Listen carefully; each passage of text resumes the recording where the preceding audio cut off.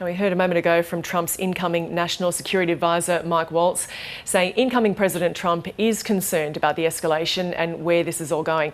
Let's discuss this with Jared Mondschein from the United States Studies Centre.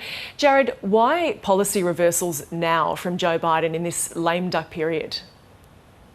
I think Joe Biden sees the Trump administration, or the incoming Trump administration, as not one that will be likely to want to give Ukraine everything that they wanted. With that said, I should note that even if Harris won, the Biden administration was saying that they were going to be limited on what would be able to be given to them moving forward from Congress. There really is, on a bipartisan consensus, less willingness than ever to spend more in Europe, given the challenges at home. So the sort of challenge of that isolationist rhetoric you hear being labeled on the Trump administration is in some ways accurate in terms of Europe. Let's not forget that there's a land war in Europe for the first time since World War II, and German military spending, for example, is still less than 2% of their GDP, which is something that they pledged they would have fixed many years ago. Would it be fair, though, to say that few saw this policy reversal coming? No, I think it makes sense. I think the Biden administration really has said that they will do whatever they can and support Ukraine for however long it takes. But obviously, that's dependent on congressional support. And the fact that the Congress in particular is more skeptical than ever about what happens next in Ukraine means, from my perspective, that the Biden administration is just trying to maximize the gains that Ukraine can make now before they leave office on January 20, and then hope that from that point onwards, Europe can take the mantle. I think ultimately the question is, will Trump get in the way of Ukraine defending itself? And that I would be surprised if he does. So in response, we've seen Russia launch one of the largest air attacks since the start of the war. It's also lowered the threshold to use nuclear weapons, and that was despite Trump urging Putin to de-escalate. Now, this was a problem he was going to inherit, or Europe, but is it a bigger problem now?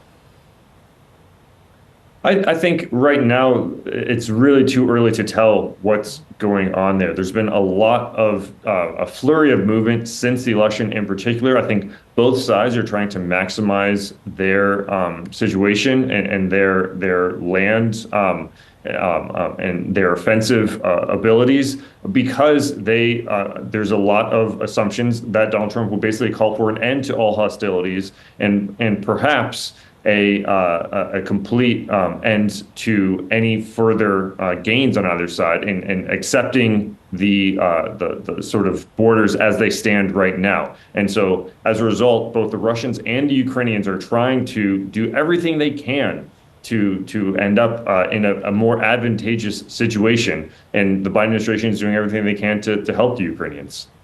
So is that deal the speculation there? Because, I mean, Waltz didn't answer the question about how Trump would end this. So what is the thinking about how it could be achieved? Yeah, I think there's a reason that Donald Trump, in that Fox News interview of the incoming National Security Advisor, they highlighted the fact that Donald Trump opines on a lot of different things, some substantial, some less notable, and yet he still opines on quite a lot, and yet he has not been detailed on what he will do on Ukraine. I think trying to predict what Donald Trump will do is a fool's errand, but I think you can look at his prior few years in office and his time outside of office and see that he does not want to commit U.S. Troops on the ground. He does not want to start wars. He talks about wanting to end the endless wars and not see more U.S. bloodshed if he can help it. So I think it's still too early to tell what he will do, but it's also, I think it's more of a mystery, not a secret, what he will do. Mm-hmm.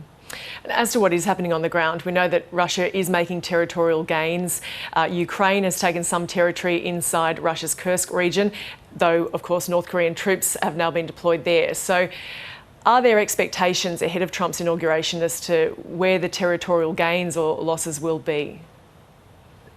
It's hard to say that the Ukrainians are winning at this point. I mean, you have to be honest that the Russians have had the upper hand now for some time. And it's still too early to tell what sort of impact the Ukrainian gains from the U.S. will be, including the attack missiles and the use of landmines. But I have a hard time seeing Ukraine being in a better position on January 20 than they are right now. And finally, with Ukraine's President Volodymyr Zelensky acknowledging that his country would likely lose the war if the US cut off aid. But we've also heard him say that Trump is stronger than Putin. So what are his likely moves? How's he going to play this ahead of the Trump presidency?